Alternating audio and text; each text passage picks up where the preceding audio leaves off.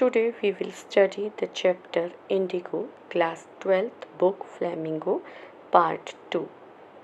We have read up to now that in December 1916, Gandhiji had gone to Lucknow to attend the annual convention of the Indian National Congress. Rajkumar Shukla, a poor farmer from Champaran, approached him and requested him to visit his place to see the plight of the indigo planters in that part of the country. However, Gandhiji had prior commitments and he could not go with Shukla, but the indigo grower patiently followed Gandhiji to all the places that he went. Noticing the persistence of this man, Gandhiji decided to accompany him to Champaran. Both of them reached Patna and stayed for one night at the house of Rajendra Prasad, who later became the President of India. Then on, they moved to Muzaffarpur, where they were received by Professor J.B. Kriplani and his students. Gandhiji stayed at the house of Professor Malkani, a government school teacher. This was unusual because government employees were generally reluctant to show any inclination towards the congressman. Meanwhile, the news about Gandhiji's arrival spread and peasants reached Muzaffarpur with the hope of a solution to their plight. The plantations and estates were owned by British, who compelled the tenants to grow indigo in 15% of the land. This crop was then taken away as rent. Now we start part 2. Most of the arable land in the Champaran district was divided into large estates owned by Englishmen and worked by Indian tenants. Most of the arable means the land suitable for farming. So, the land which was stable for cultivating in Champaran district was divided into large estates, and those large estates were owned by Englishmen, and on those lands Indian tenants sharecroppers were working. The chief commercial crop was indigo. At that time, what they were cultivating the crop that was indigo. The landlords compelled all tenants to plant 3/20 or 15% of their holdings with indigo and surrender the entire indigo harvest as rent. So peasants were doing cultivation, and the condition was that the landlord compelled means forced all tenants to plant 15% of the land with indigo, means they could not cultivate the land according to their own wish.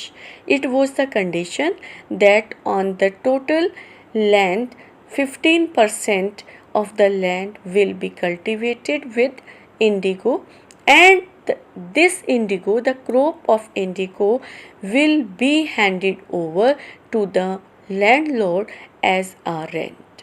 This was done by long term contract, and for this condition a long term contract was signed by tenants. Presently, the landlords learned that Germany had developed synthetic indigo. So, this agreement was going on from many years. But what was the problem at present? The problem was that the landlords came to know that Germany had developed synthetic indigo, artificial indigo. You can say the indigo made from chemical. They thereupon obtained agreements from the sharecroppers to pay them compensation for being released from the 15% arrangement. As soon as the landlords came to know about the artificial indigo, they understood that now their crops will be useless. So they asked sharecroppers to take back that agreement, and for being released to for being making them free from that agreement, they asked the compensation, they asked the payments against 15% arrangements, because now this crop was useless for them, so they asked for money. The sharecropping arrangement was irksome to the peasants. It was irritating. Irksome means irritating. Sharecroppers were not happy with this arrangement, so they signed willingly. Those who resisted engaged lawyers. Those who protested, they engaged lawyers. The landlords hired thugs. Thugs were the people, those who were of criminal type. So the peasants hired lawyers, but the landlords hired thugs, the cheaters, to threaten them. Meanwhile, the information about synthetic indigo reached the illiterate peasants who had signed. When when sharecroppers signed the agreement, they paid the payment to the landlord. They didn't know about this artificial indigo.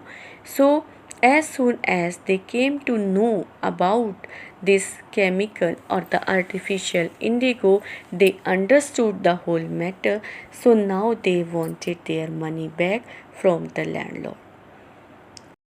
At this point, Gandhi arrived in Champaran. This was the time when Gandhi reached Champaran. He began by trying to get the facts. First, he visited the secretary of the British Landlords Association. The secretary told him that they could give no information to an outsider. Gandhi answered that he was no outsider. He started collecting the facts, but when he reached to the secretary of the British Landlords Association, the secretary denied to give him any information by saying that Gandhiji was an outsider for them because he did not belong to Champaran. But Gandhiji answered that he was not an outsider because he was an Indian. Next, Gandhi called on the British official commissioner of the Tirhut division in which the Champaran district lay. Gandhi's next step was to ask British officials commissioner of the Tirhut division in which the Champaran district lay. The commissioner proceeded to bully me and advised me forthwith to leave Tirhut. Gandhi told that the commissioner started to threaten him, and the commissioner advised Gandhi to leave Tirhut. Forthwith means immediately. He advised Gandhi to leave Tirhut immediately. Gandhi did not leave. Gandhi did not leave the place. Instead, he proceeded to Motihari, the capital of Champaran. Several lawyers accompanied him. At the railway station, a vast multitude greeted Gandhiji. Gandhi proceeded to Motihari, and Motihari was the capital of Champaran. Several lawyers were with him. At the railway station, a vast multitude means large number of people welcomed Gandhi. He went to a house and using it as headquarters continued his investigations. He started living in a house and he used that house as a headquarter, and he started collecting the information, collecting the facts and making his research. A report came in that a peasant had been maltreated in a nearby village. When Gandhiji was living there, he came to know that in a nearby village, one peasant had been maltreated, had been ill treated. Gandhi decided to go and see. Gandhi decided to go there and see what was the matter. The next morning he started out on the back of an elephant. Next day he started for that village on the back of an elephant. He had not proceeded far when the police superintendent's messenger overtook him. He had just started and had not gone for far when the police superintendent's messenger stopped him and ordered him to return to town in his carriage. The messenger asked him to go back to his town. Gandhi complied. Gandhi followed. Gandhi obeyed the order. The messenger drove Gandhi home where he served him with an official notice to quit Champaran immediately. Messenger drove Gandhiji to his house, and at the house he handed over one official notice to Gandhiji, and what was written in that order? That Gandhi must leave Champaran immediately. Gandhi signed a receipt for the notice and wrote on it that he would disobey the order. Gandhi signed on the receipt, the paper he received from the messenger, but he wrote on it that he will not obey the order. What was the order? To leave Champaran. It means Gandhiji decided to disobey the order and to remain in Champaran itself. In consequence, as a result, Gandhi received a summons to appear in court the next day. As Gandhiji denied to obey the order, so as a consequence, as a result, Gandhi was asked to be present in the court the next day. All night Gandhi remained awake. That night Gandhiji could not sleep. He telegraphed Rajendra Prasad to come from Bihar with influential friends. He telegraphed, it was the means of communication. He telegraphed Rajendra Prasad to come from Bihar with his powerful, influential, reputed friends. He sent instructions to the ashram. He sent instructions what to do to the Sevagram ashram also. He wired a full report to the Viceroy. He decided to write the whole matter to the Viceroy also. Morning found the town of Motihari black with pageants. In the morning, Motihari was full with the crowd of pageants. They didn't know Gandhi's record in South Africa. Peasants didn't know who was Gandhiji and what he did in South Africa. They had merely heard that a Mahatma who wanted to help them was in trouble with the authorities. They only knew that there was a Mahatma, a saint, who had come to help them, who had come to sort out their problems, but he was in clash with the authorities. Their spontaneous demonstration in thousands around the courthouse was the beginning of their liberation from fear. Their spontaneous demonstration in thousands around the courthouse was the beginning of their liberation from fear of the British. Their spontaneous means volunteer. Demonstration, protest. In thousands, in a large number, around the courthouse, around the court, was the beginning of their liberation from the fear of British. They are volunteer protest. It means without any force. It was their own choice to come in support of Gandhiji. The officials felt powerless without Gandhi's cooperation. He helped them regulate the crowd. He was polite and friendly. He was giving them concrete proof that their might, hitherto dreaded and unquestioned, could be challenged by Indians. Officers felt helpless without Gandhi's help. Gandhi helped them to control the crowd. He was very much polite and friendly. He was providing a concrete proof to Britishers that their might, their strength, hitherto up to now, dreaded, fearful, and unquestioned without any question mark, but it can be challenged by Indians. The government was baffled. The government got confused. The prosecutor requested the judge to postpone the trial. The lawyer of the government requested the judge to postpone to delay the case. Apparently, the authorities wished to consult their superiors. It was clear that the authorities wanted to discuss the whole case with their seniors. Gandhi protested against the delay. He read a statement pleading guilty. He was involved, he told the court, in a conflict of duties. Gandhiji was against the delay of the case. He read a statement in which he appealed that he was involved in conflict of duties, means clash of duties.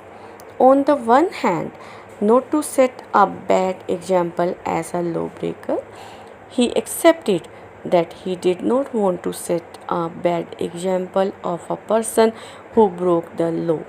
But on the other hand, he had to render the humanitarian and national service for which he had come.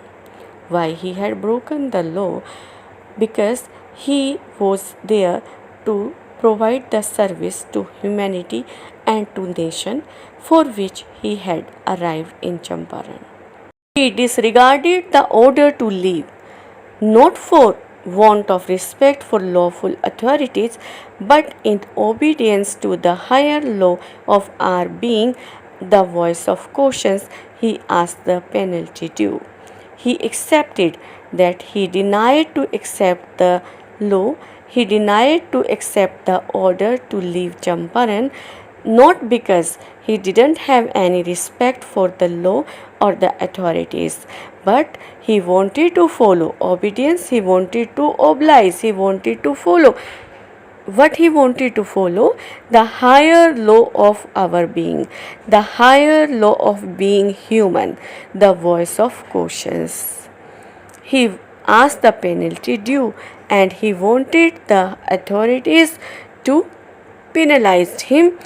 The magistrate announced that he would pronounce sentence after a 2-hour recess and asked Gandhiji to furnish bail for those 120 minutes. Magistrate told that he would tell the punishment after a break of 2 hours, and he asked Gandhiji to arrange bail for those 120 minutes. Gandhi refused. Gandhi denied. The judge released him without bail. When the court reconvened, the judge said he would not deliver the judgment for several days. After 2 hours, the court was started again. At this moment, the judge told that he was not going to tell the punishment on that day. Instead of that, he would deliver the judgment after many days. Meanwhile, he allowed Gandhi to remain at liberty, but he asked Gandhi to feel free. He was free now.